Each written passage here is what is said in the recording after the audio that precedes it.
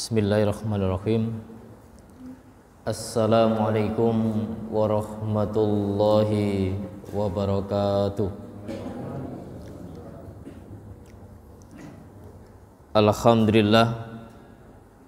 Alhamdulillahilladzi arsala rasulahu bil huda wa dinil haqq liyudhhirahu 'alad dini kullih wa kafa billahi syahida. Asyhadu an la ilaha illallah wahdahu la syarika lah wa asyhadu anna Muhammadan abduhu wa rasuluh. Allahumma salli wa sallim ala nabiyyina Muhammadin wa ala alihi wa sahbihi ajma'in, amma ba'du. Bapak Ibu jamaah salat maghrib yang diberkahi Allah,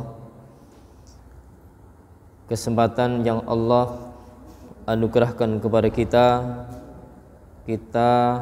bisa memanfaatkan dengan sebaik-baiknya insyaallah. Kesehatan yang kita rasakan, kenikmatan hidup yang masih kita menghirupnya, udara yang Allah berikan, tentu hal ini senantiasa kita terus untuk memacu diri ini senantiasa mengabdi kepadanya. Mudah-mudahan atas bentuk aktivitas saat ini thalabul ain, senantiasa niat kita untuk mencari ridhonya diberkahi kehidupan kita di dunia maupun di akhirat. Amin. Salawat dan salam semoga tetap terlimpah kepada junjungan kita Rasul kita Muhammad sallallahu alaihi wasallam.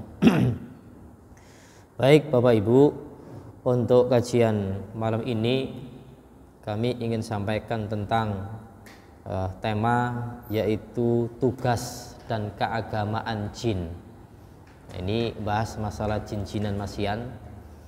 Namun terlebih dahulu kita pun juga pernah mendapatkan penyampaian juga bahwa dari kalangan jin itu ada yang kafir, ada yang durhaka.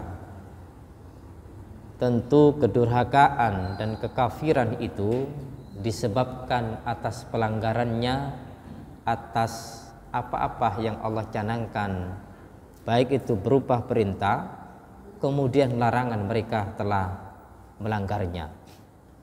Sekaligus penyebab yang kedua adalah tidak patuhnya terhadap Rasul kita, utusan Allah, yaitu Muhammad sallallahu alaihi wasallam. Kemudian ketidakpatuhan, kedurhakaan yang mengakibatkan mereka itu menjadi hamba Allah yang kafir dan juga durhaka, yang menjadikan pertanyaan kita, apakah jin itu dibebani tugas atau jin itu mukallaf, yaitu mendapatkan beban kewajiban yang Allah wajibkan kepada mereka, sekaligus sunnah yang Rasul sunnahkan kepada mereka, seperti sedia kala kita. Tentu hal ini ketika kita mengutip firman Allah surat Az-Zariyat. Surat Az-Zariyat ini insya Allah kita sudah paham semuanya, yang sangat-sangat sering kali kita simak. Surat ke-51 ayat 56 yang berbunyi wa ma khalaqtul jinna wal insa illa liya'budun. Dan tidaklah aku ciptakan jin dan manusia melainkan beribadah kepadaku. Ini sudah kena ayat ini, sehingga bahwa jin itu memang mukallaf, memang terbebani tugas, ya sebagaimana kita. Cuma perinciannya nanti bagaimana pendapatnya Imam Ibnu Taimiyah ketika mensikapi bahwa jin itu sama persis dengan manusia seperti perihal tugas-tugasnya. Ya, beliau nanti akan kami sampaikan tentang komentar beliau. Kemudian atas dasar surat Az-Zariyat itulah bahwa Allah mengutus Rasulullah, ya, untuk menyampaikan risalah agama Islam ini disampaikan kepada kalangan manusia dan kalangan jin. Ini berarti Rasul kita Muhammad bertugas dua alam. Yang pertama alam kita, seperti alam yang dialami oleh Rasulullah, alam dunia. Kemudian alam gaib, yaitu dari kalangan jin. Hal ini pun juga ditegaskan oleh firman Allah surat Al-An'am ayat 130. Berbunyi, ya ma'syarul jinni wal insi, wahai golongan jin dan manusia, alam ya'tikum rusulun minkum, apakah tidak datang kepada kalian rasul-rasul dari kalangan kalian sendiri?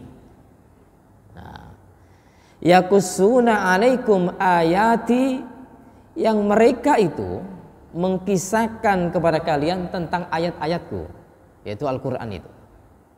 Wa yundhirunakum liqa'a yaumikum hadza, dan mereka rasul-rasul itu memberikan peringatan kepada kalian di hari perjumpaan ini, yaitu kelak nanti di akhirat.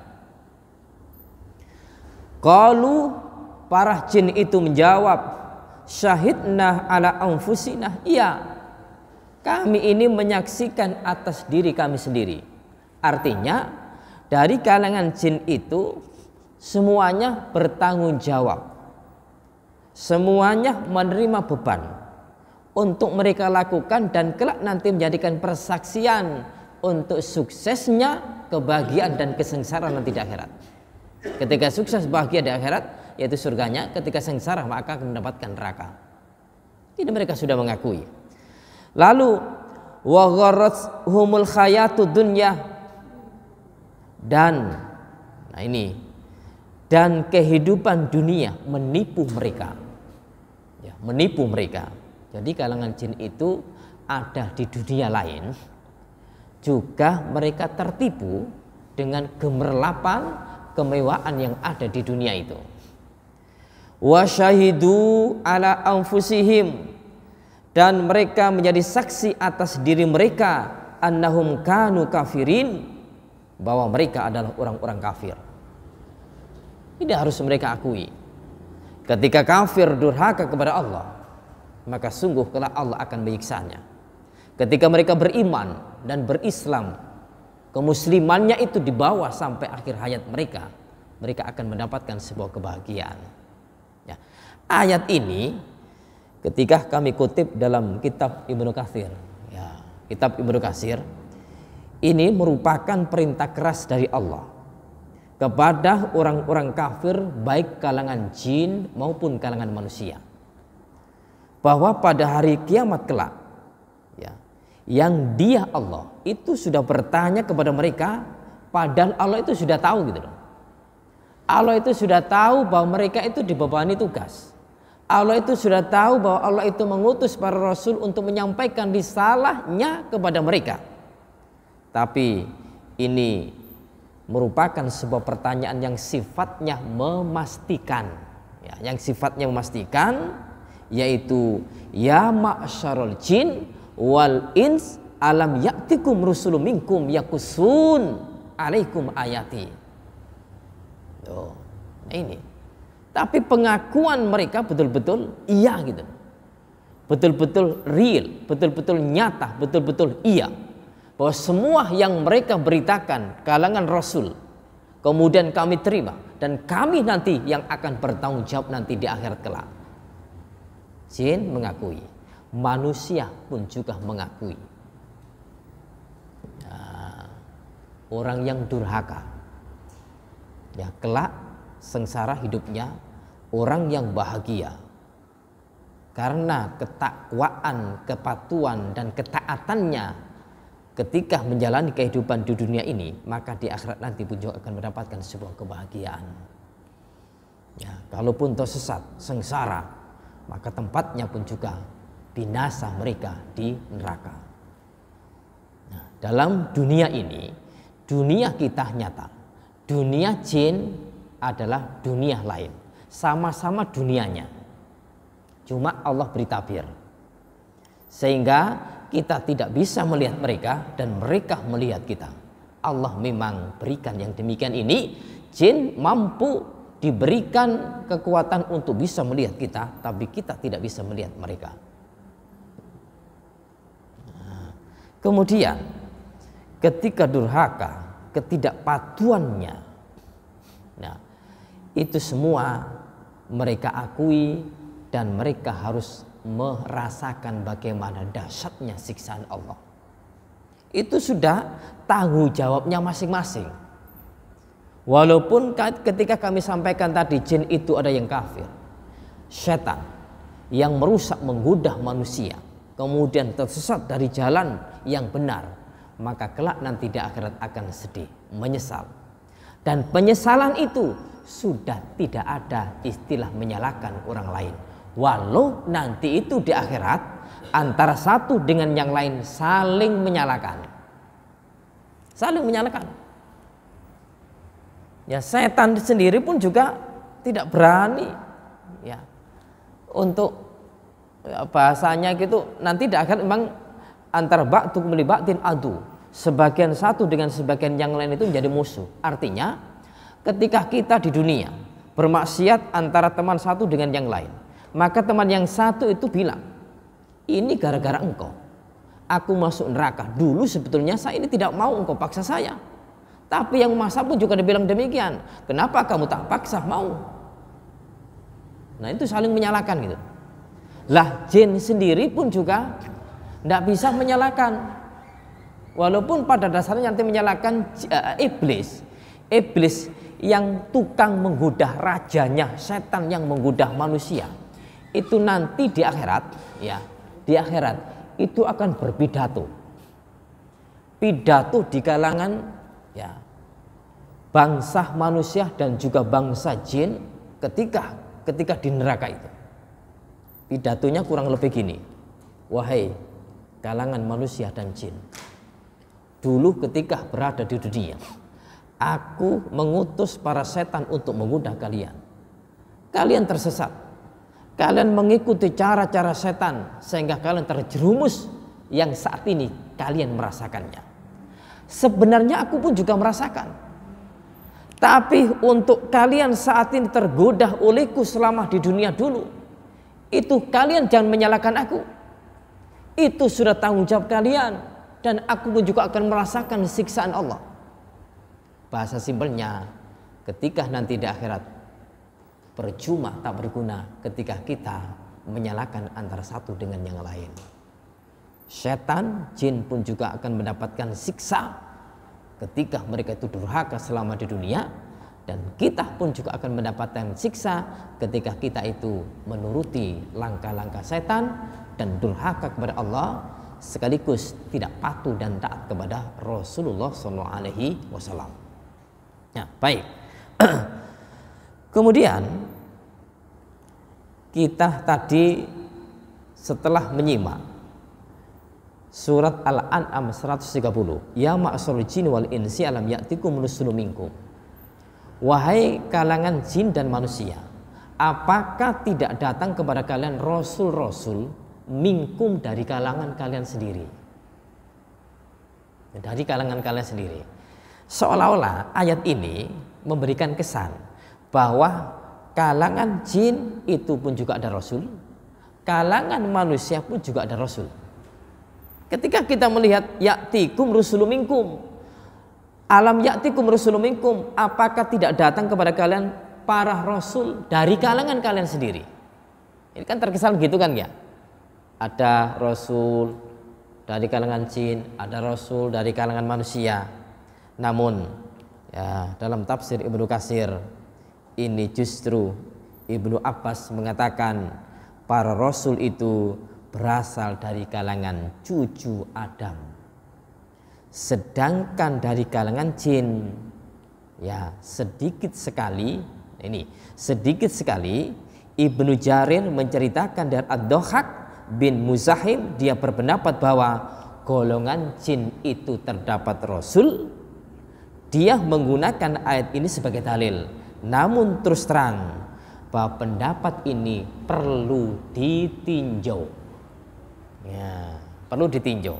Ketika tinjauan itu dengan ayat-ayat yang lain, ternyata tidak ada kekuatan sama sekali yang menjelaskan bahwa kalangan jin itu ada seorang rasul yang menyampaikan kepada mereka, membawa wahyu Allah Subhanahu wa taala. Tidak disebutkan sama sekali. Walaupun tadi terkesan ayat itu nampaknya ketika kita fahami ada sedikit untuk bisa kita terima akan adanya rasul dari kalangan jin. Tapi dengan tambahan-tambahan ayat yang akan kita bahas juga, sama sekali tidak ada rasul ataupun nabi dari kalangan jin itu. Kita perhatikan pada surat yang lain. Surat An-Nisa. Surat An-Nisa surat keempat ayat 163 hingga 165. Allah berfirman, Inna aukhayna ilaika kama aukhayna ila Nuh wan nabiyyin min ba'di.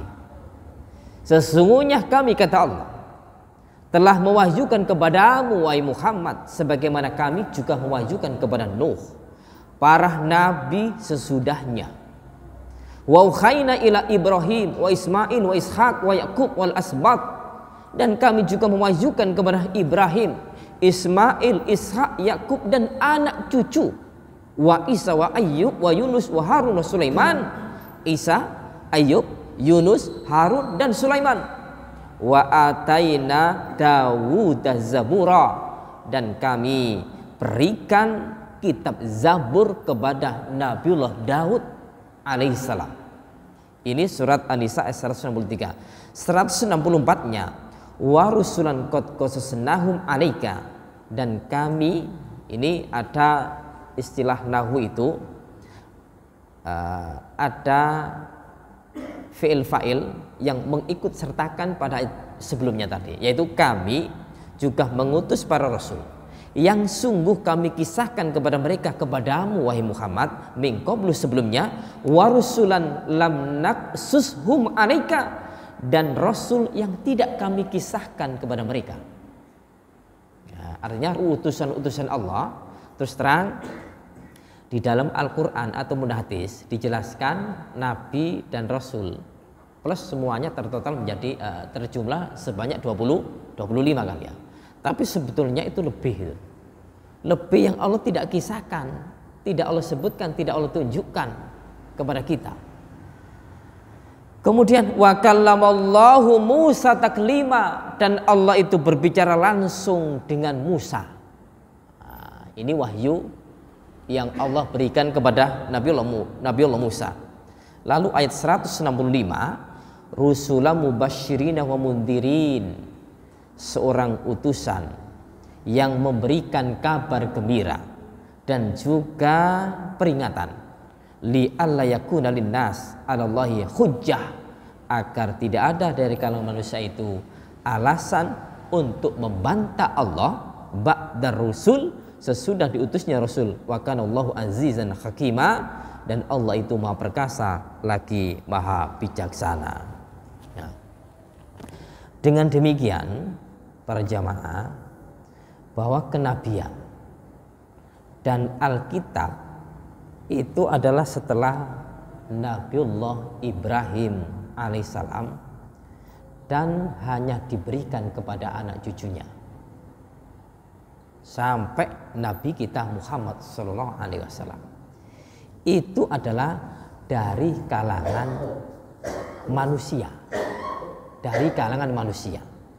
Dan ditegaskan lagi ya, di dalam surat Al-Furqan ayat 20. Wa ma arsalna qablaka minal mursalin illa innahum la ya'kuluna ta'am wa yamshuna fil aswaq.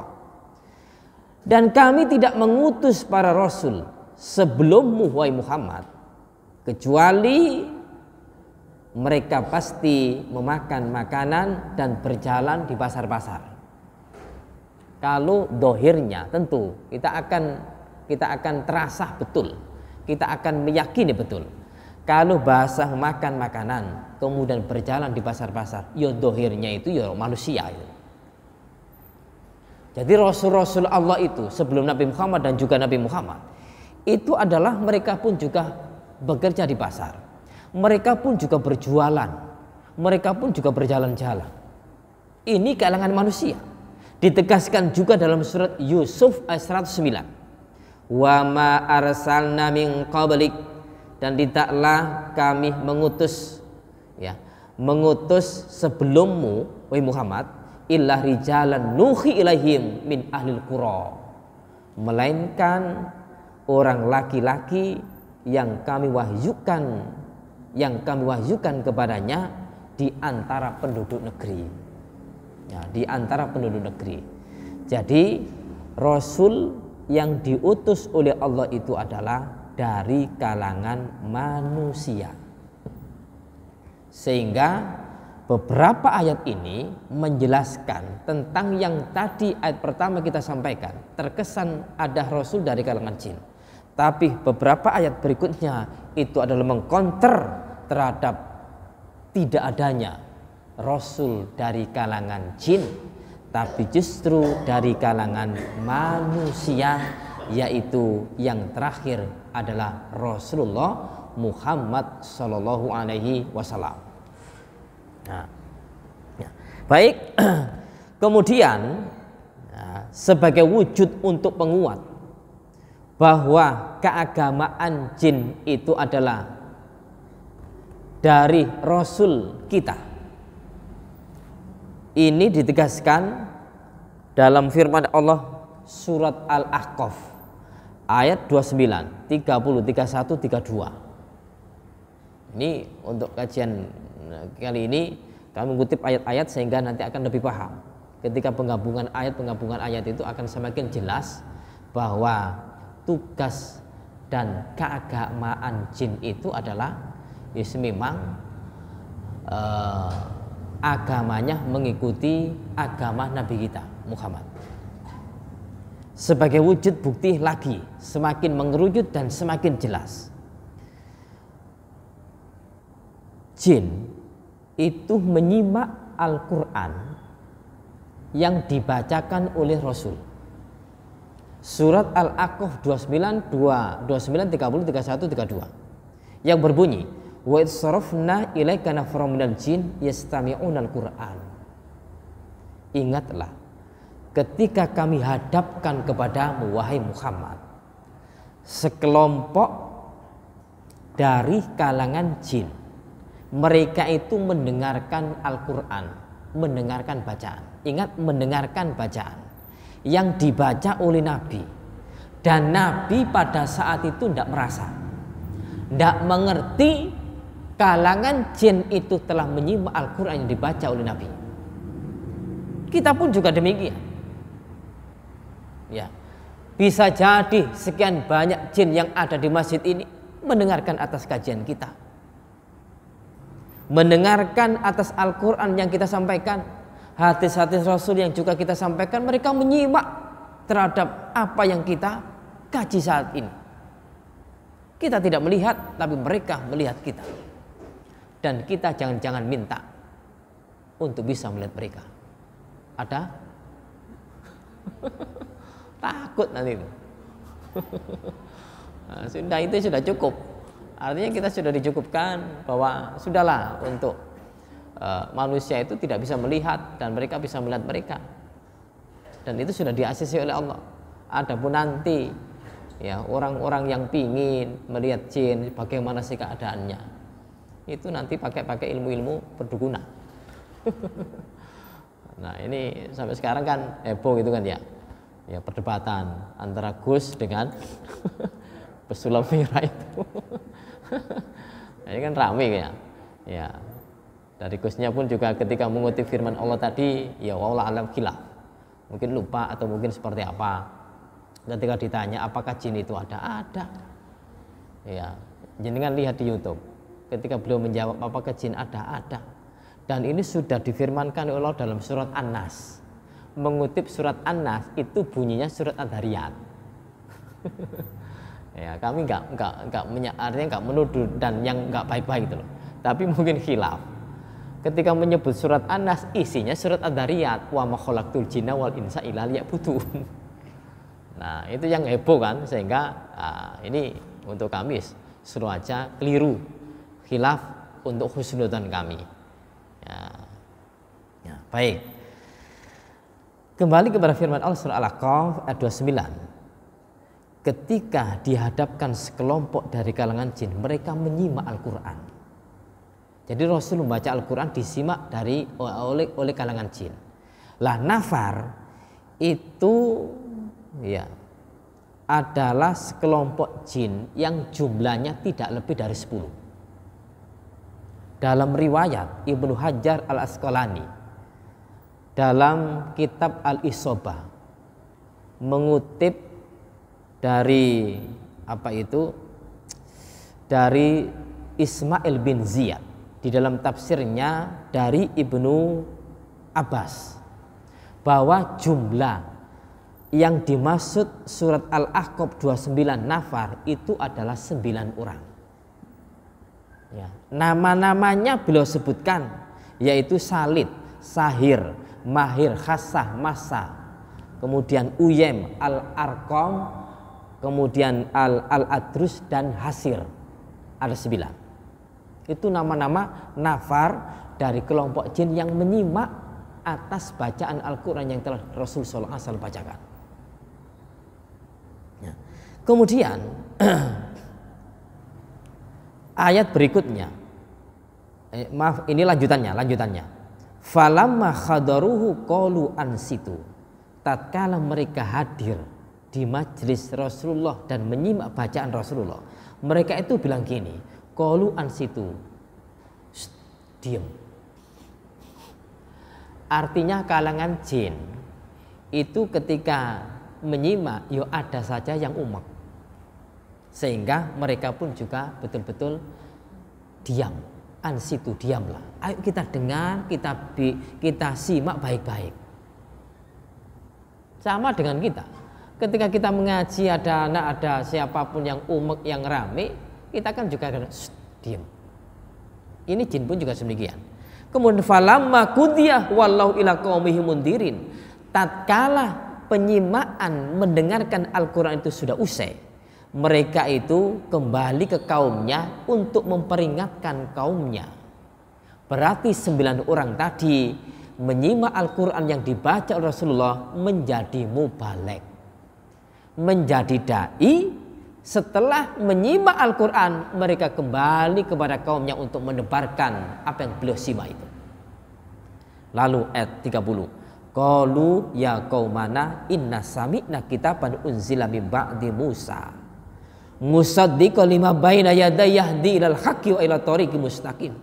Mereka bilang kepada kaumnya, wahai kaum kami, sesungguhnya kami ini telah menyimak kitab yaitu Al-Quran yang diturunkan sesudah Nabi Musa membenarkan apa yang ada pada kitab-kitab sebelumnya.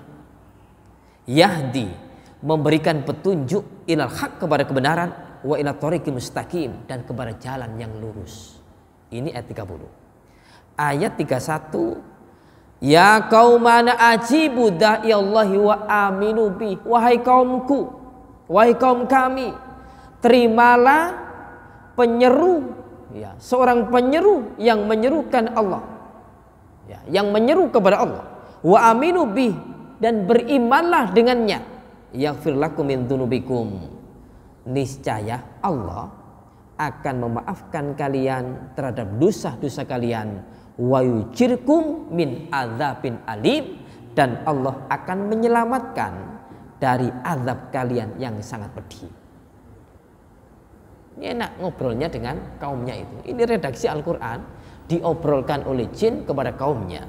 Lalu ayat 32, wa man la yujib da'iyallahi falaisa bimu'jizin fil ardi wa laisa lahu min dunihi awliya. Dan siapa yang tidak menjawab, artinya tidak mau menerima, tidak mau merespon atas seorang dai yang mengajarkan kebenaran Allah, dia tidak akan mendapatkan suatu, ya, artinya dia itu akan lemah, tidak ada kekuatan, ya, tidak akan punya keberdayaan selama kehidupan di dunia ini, di bumi ini, dan juga tidak ada teman, tidak ada penolong. Ulaika fi dhalalim mubin, mereka itulah dalam kesesatan yang nyata. Nah, ini ketika kita sampaikan tadi bahwa jin itu ada kafir, ada durhaka, dan kedurhakaan itu adalah disebabkan mereka membantah, mereka tidak menerima, mereka tidak menjawab atas perintah Allah, maka kelak nanti mendapatkan kesesatan yang nyata. Ya, kesesatan yang nyata. Ini Rasulullah, ayat yang terdapat dalam surat Al-Kahf ini, Rasul tidak merasa gitu loh bahwa jin itu mendengar, ya, bahwa jin itu mendengar. Akhirnya di dalam surat jin sendiri, ya, jin sendiri ini baru Rasul betul-betul mengetahui.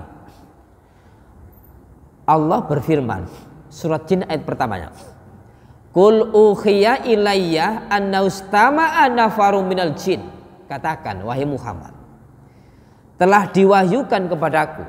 Jadi Muhammad bilang, telah diwahyukan kepadaku annahustama nafarum minal jin. Sesungguhnya sekelompok dari kalangan jin itu menyimak Al-Quran yang dibaca oleh Rasulullah. Menyimak. Faqalu, maka para jin itu bilang, inna sami'na Qur'anan ajaba. Sesungguhnya kami telah mendengar bacaan Al-Quran yang sungguh menakjubkan. Sungguh menakjubkan. Yahdi ila rusdi, yang menunjukkan kepada kebenaran. Fa'aman nabi, maka kami telah menyimak Al-Quran tadi, kami beriman dengannya. Walan nusyrika bi rabbina akhada, dan kami tidak sekali-kali melakukan kesyirikan kepada suatu pun terhadap Rob kami. Oh, ini jadi akan semakin jelas bahwa Rasulullah itu ketika membaca Al-Quran, para jin pun juga menyimak atas bacaan yang telah dibaca oleh Rasulullah Shallallahu Alaihi Wasallam. Sehingga bagaimana Rasulullah merespon dari sekian Al-Quran, sekian ayat yang telah Allah firmankan kepada Rasulullah, maka Rasul pun suatu saat, nah ini kisah di dalam hadis, ketika Rasulullah itu berada di suatu tempat, ya, ini dikisahkan di dalam riwayat Muslim, ya, yang riwayat Muslim perihal bahwa Rasulullah itu, seorang sahabat tanya kepada sahabat Ibnu Mas'ud, ya, seorang sahabat tanya kepada sahabat Ibnu Mas'ud. Maka pertanyaannya gini, wahai Ibnu Mas'ud, adakah di antara kamu dari kalangan sahabat Nabi itu yang bersama Rasul pada malam pertemuan dengan jin? Maksudnya gini, jadi Rasulullah itu pernah bertemu dengan kalangan jin. Namun seorang sahabat tanya, ingin tahu betul gitu loh, adakah seorang sahabat yang menyaksikan ketika Rasul satu malam itu pertemuan dengan jin? Maka Ibnu Mas'ud tadi bilang gini, tidak. Tetapi kami bersama Rasulullah pada satu malam. Ini, kami bersama Rasulullah pada satu malam, tiba-tiba Rasul itu kami cari di perkampungan, tidak jumpa. Kami cari di lembah-lembah, tidak jumpa. Maka kami menyangka bahwa Rasulullah SAW itu telah dibunuh. Oh, satu sisi Rasul telah hilang. Ini bermalam satu malam itu repot. Jadi malam yang sedih, ketinggalan Rasulullah, Rasul dicari kemana-mana gak ketemu. Baru esok pagi, ya besoknya, Rasul itu muncul dari arah Gua Hira. Ya, dari arah Gua Hira. Ini Gua Hira itu berada di Mekah. Ya, Gua Hira itu berada di Mekah, yang kalau naik jalan kaki, insya Allah butuh waktu ya 1,5 jam sampai 2 jam. Ya, naik ke atas. Dan Gua Hira itu guanya pendek gitu loh. Artinya cukup untuk sujud satu, kemudian 2 orang sujud, tapi itu pun nongol pas pelipis Gua Hiranya yang bagian depan.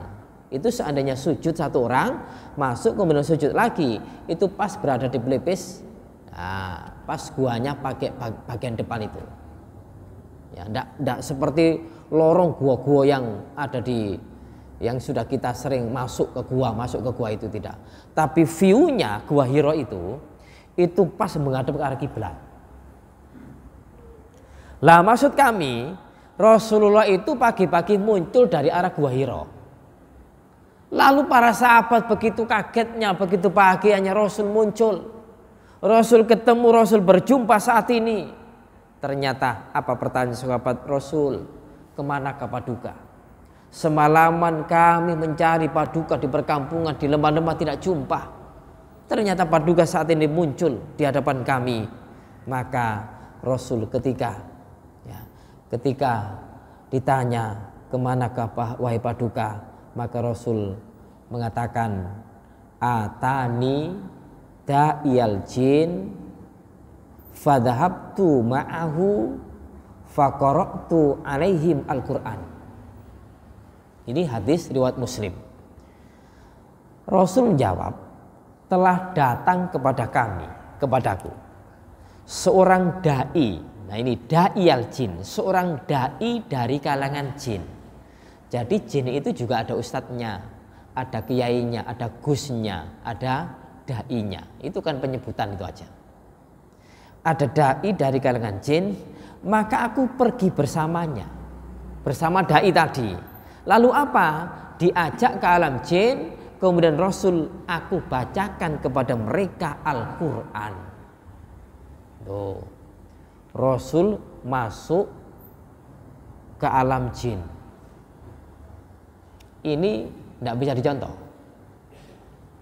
dicontoh untuk sebuah artinya yang hak. Nah, yang mampu sejatinya adalah Rasulullah. Ya, Rasulullah itu sebetulnya ya kalau toh tidak malu dengan apa yang didoakan oleh Nabiullah Sulaiman. Ya, Nabiullah Sulaiman kan juga pernah berdoa, ya Allah, Engkau telah memberikan kerajaan kepadaku, yang hal ini Engkau tidak berikan kerajaan ini selainku. Artinya mampu menguasai jin, mampu menguasai hewan. Ya, kemudian angin-angin pun juga beliau kuasai. Dan ini sudah dimiliki oleh Nabi Sulaiman. Tapi hal ini aku ingat untuk doa Nabi Sulaiman itu. Maka Rasul, event-event tertentu yang itu khususnya baginya bahwa Rasulullah itu sejatinya pun juga bisa masuk untuk ke alam jin dalam event-event tertentu. Yang seperti ini tadi disebutkan dalam kitab Sahih Muslim. Ya. Membacakan Al-Quran kepada mereka dari kalangan jin itu. Mereka simak, jin itu menyimak apa yang dibacakan Rasulullah. Nah, kemudian besok paginya muncul ke alam dunia. Lah kita tidak bisa gitu. Tidak bisa. Kalaupun toh bisa, nah itu pakai nanti syirik nanti. Ya ada kitabnya. Makanya kitab-kitab yang kitab perdukunan itu kan juga banyak gitu. Nah, juga banyak. Ini kisip-kisip yang ya dikarang oleh ya juga ulama gitu. Ya di antaranya ada kitab apa sih?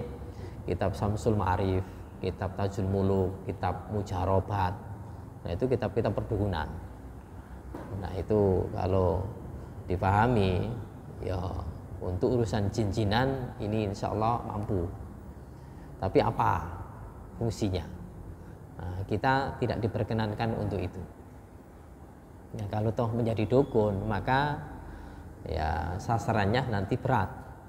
Ya, termasuk kahin, termasuk arrofa, orang peramal, maka nanti yang datang ke peramal aja dosa, apalagi yang meramal, apalagi yang dukunnya.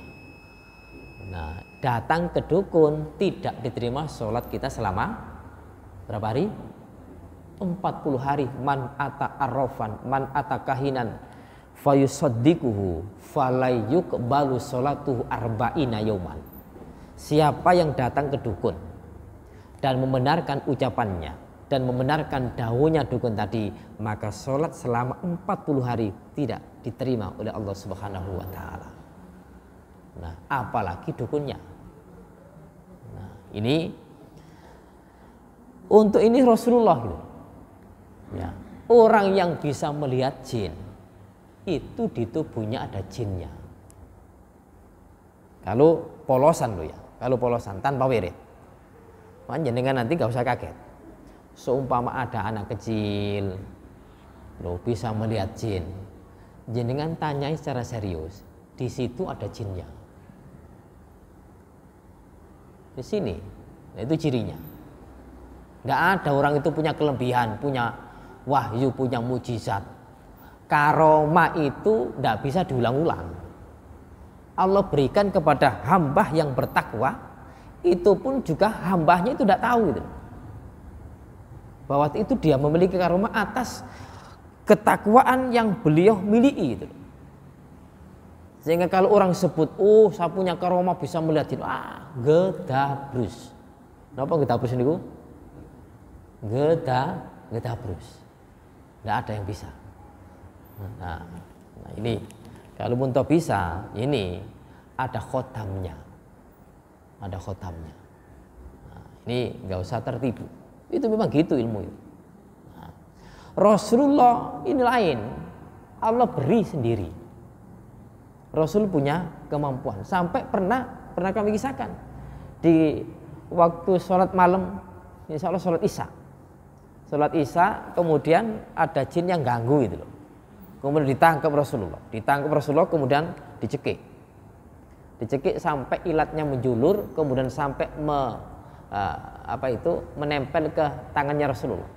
Kemudian terasa dingin. Maunya apa? Ini rencana aku akan ikat di tiang masjid, kemudian besok pagi anak-anak kecil bisa menyaksikan.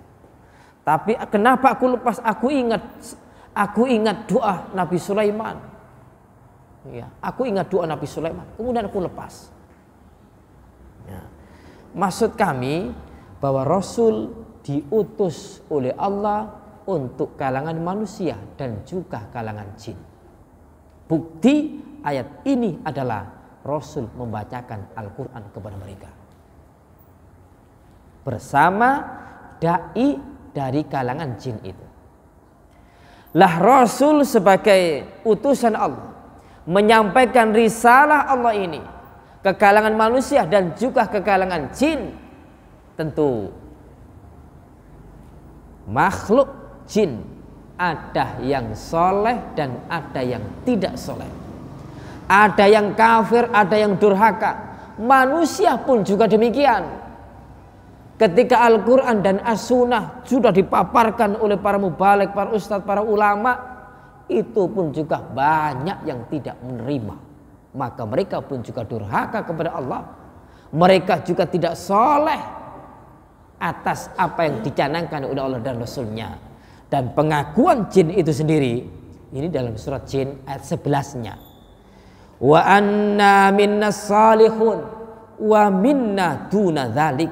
Loh ini, dan kami dari kalangan jin itu ada yang soleh dan ada yang sebaliknya. Bahasa di Al-Quran ini, kami itu kalangan jin ada yang soleh, ada yang baik dan ada yang tidak baik. Ya, gitu. Kalau yang baik, yes, muslimnya kuat, imannya kuat. Kalau yang tidak baik, yo kacau imannya, rancu imannya, rusak imannya. Nah, lalu kunna tara'iqa qidata, dan kami itu menempuh jalan yang berbeda-beda. Berarti apa? Di dalam Al-Quran menjelaskan derajat kemampuan kualitas keimanan kalangan jin itu juga berbeda-beda. Ada orang baik, ada orang yang lebih baik. Ada orang yang akhlaknya baik, ada kalangan jin pun juga akhlaknya yang baik. Itu levelnya pun juga beda-beda gitu. Kita pun juga melihat manusia pun juga kadang-kadang, oh ini belajar ilmu agama lebih dalam, oh ini biasa. Itu level-levelnya juga seperti itu. Dari kalangan jin juga sama itu. Ada yang soleh, kesolehannya luar biasa. Ada yang tidak soleh. Nah ini, kalau sudah diakui oleh jin yang demikian ini, sebagaimana ayat di atas tadi, bahwa mereka akan bertanggung jawab kesemuanya itu atas beban dan keagamaan yang mereka ikuti, yang mereka anut, sebagaimana Rasul Shallallahu Alaihi Wasallam mengajarkan kepada kita dan juga kepada kalangan jin. Nah, ini ayat sebagai penjelas bahwa ya kalangan jin mengakui ada yang baik, ada yang tidak. Walaupun orangnya itu muslim, tapi kemuslimannya pun juga ada yang ya tipis, ada yang tebal. Manusia pun juga demikian kan ya. Ada yang sholat jamaah rutin, ada yang kadang-kadang. Ada yang puasa, ada yang tidak. Ada yang kata-katanya kotor, ada yang kata-katanya baik. Lah itu sama gitu. Nah, dengan kesamaan seperti ini, ya dengan kesamaan seperti ini, bahwa menginformasikan kepada kita bahwa jin itu mendapatkan beban keagamaan sebagaimana keagamaan dari kalangan manusia yang disampaikan oleh Rasul SAW. Kemudian mereka pun juga mendapatkan tugas dari Allah dalam hal usul, yaitu prinsip-prinsip ajaran agama seperti keesaan kepada Allah, akan adanya hari kiamat, akan kepercayaan kitab-kitab Allah dan lain-lain. Dan juga mereka itu berkewajiban melaksanakan furu', yaitu perincian dalam ajaran agama. Maaf, ini pendapatnya Imam Ibnu Taimiyah, tetapi perincian itu tidak sepenuhnya sama dengan yang dibebankan kepada manusia. Demikianlah yang ditulis oleh Imam Ibnu Taimiyah. Tapi seperti apakah perincian itu, kita tidak sejauh itu untuk memahami, dan Nabi tidak sedetail itu untuk menjelaskan perincian-perincian itu. Tapi globalnya bahwa jin adalah sama-sama beribadah kepada Allah Subhanahu wa Ta'ala. Ya, sehingga peribadatan mereka pun juga akan menjadikan perhitungan untuk kelak nanti di akhirat tergolong hamba-hamba Allah yang sukses atau hamba-hamba Allah yang durhaka kepada Allah Subhanahu wa Ta'ala. Tapi mudah-mudahan kita yang sampai saat ini bisa memeluk ajaran Islam, maka tentunya harus istiqomah, harus kita bawa ajaran yang mulia ini sampai akhir hayat kita, sehingga nanti di akhirat akan mendapatkan surga Allah Subhanahu wa Ta'ala. Mudah-mudahan semuanya itu, insya Allah demikian. Bisa diterima? Oke. Cukup? Baik Bapak Ibu, demikian apa yang kita uraikan tentang ya beban atau tugas keagamaan jin. Mudah-mudahan bermanfaat untuk kita semuanya. Akhirul kalam, kita tutup dengan doa kafaratul majelis. Subhanakallahumma wa bihamdika asyhadu an la ilaha illa anta astaghfiruka wa atubu ilaik. Wassalamualaikum warahmatullahi wabarakatuh.